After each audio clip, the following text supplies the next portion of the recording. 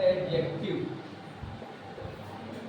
ठीक है, पहले इसका डेफिनेशन लिखने से पहले हम हिंदी में पहले जानेंगे, ताकि आपको फिर डायरेक्ट इंग्लिश लिखने से होता क्या है कि आपको थोड़ा कंफर्टेबल फील होगा, लेकिन पहले ही आपको दिमाग में फिगर बना दे कि ये एडजेक्टिव ये क्या स्वरूप ये होता है ना, तो फिर प्रॉब्लम नहीं होगा। सुनिए, एडजेक्टिव का शाब्दिक अर्थ होता है विशेषण।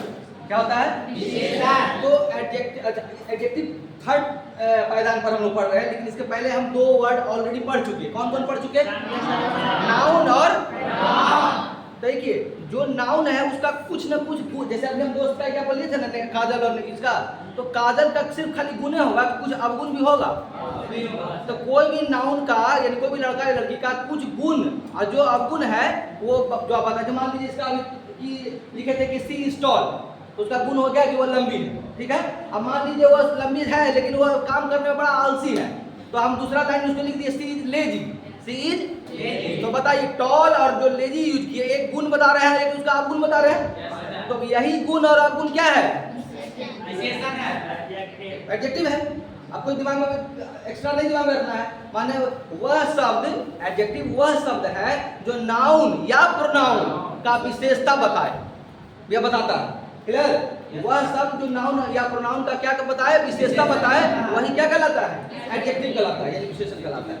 हमको तो नहीं लग रहा आपके दिमाग में ये बात आ गया? अब इंग्लिश में आप लिखेंगे तो समझ जाइएगा कि an adjective is a word that qualifies a noun और अ प्रोनाउन। कोई दिक्कत? तो अब इसको हम लिखेंगे तो समझने में कोई दिक्कत नहीं होगी। लिखिए, an adjective is a word that qualifies a noun or a pronoun। बस इसको लिखिए, an adjective is a word that qualifies a noun or a pronoun। कहीं कोई दिक्कत? हाँ, पहले इसको लिख लीजिए। अब हर डेफिनेशन के तुरंत बाद एग्जांपल्स जरूर लिखा जाना चाहिए, ताकि आप समझे। तो उस समझ के आधार पर, on your understanding, you have to write some examples. Okay, कुछ एग्जांपल तो लिखना ही है। तो हम एक ही लाइन में बता दिए कि चाहे वो गुण हो या अवगुण हो, वही क्या हो, एडजेक्टिव है। तो हम अगर एग्जांपल के तौर पर देखा जाए तो हम मान लीजिए लिख लीजिए टॉल, लिख लीजिए बिग, है ना, लिख लीजिए स्मॉल, है ना, स्मार्ट, है ना, ब्यूटीफुल, ये सब क्या है? एडजेक्टिव। लेकिन एक चीज बता दें आपको, बहुत लोग सिर्फ जानते हैं कि सिर्फ गुण जो है वही एडजेक्टिव है, लेकिन नहीं। गुण के साथ मान लीजिए एक्टिव है, एक्टिव सकारात्मक है, और उसी का उल्टा कर दी इनएक्टिव, तो क्या हो गया? वही एडजेक्टिव, मतलब वो नेगेटिव सेंस में हो गया। तो सिर्फ ये नहीं कि पॉजिटिव वर्ड ही आपका ये क्या है एडजेक्टिव, वो नेगेटिव जो नकारात्मक जो सेंस दे रहा है वो भी क्या है, वो भी तो उसका विशेषता बता रहा है। चलिए, अच्छा एक चीज और इसमें जोड़ लीजिए, जितना भी कलर का नाम है, जितना भी, जैसे कोई बोलेगा योर शर्ट इज रेड, कोई बोलेगा हर फ्रॉक इज येलो, मान लीजिए, तो कहने का मतलब जो कलर का नाम बोलते हैं, रेड, ब्लू, ग्रीन, जो भी बोलते हैं, वो सब भी क्या है? तो एग्जांपल में सारा आप कलर का तो नाम नहीं लिखिएगा, लेकिन दो कलर का नाम इसमें लिख लीजिए, जैसे रेड, ग्रीन और पीटीसी कर दीजिए, एक्सेट्रा कर दीजिए, हो गया। अब मान लीजिए आपको एडजेक्टिव का कोई डिफिनेशन एग्जांपल पूछेगा, तो आप दिमाग में है कि कलर का नाम तो सब एडजेक्टिव होता है, तो सब कलर का नाम ही बोलिएगा, इसलिए वैसा दिमाग में नहीं रखना है। हर तरह का एग्जांपल हम उसमें लिख दिए। आप इवन जो न्यूमेरल जो एडजेक्टिव आगे एडजेक्टिव का प्रकार पढ़िएगा, 1 2 3 4 जो आप लिखते हैं, वो 1 2 वो सब भी क्या है? एडजेक्टिव है।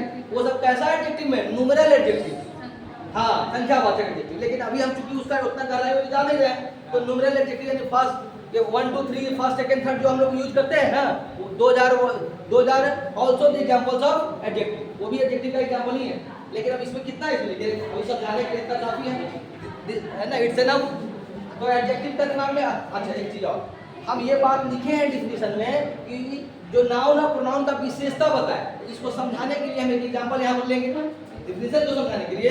देखिए इधर हम ले लेते हैं, देखिए जो लिखे हैं उसको बिना समझे आगे नहीं बढ़ना, थोड़ा सा टाइम जो लग जाए।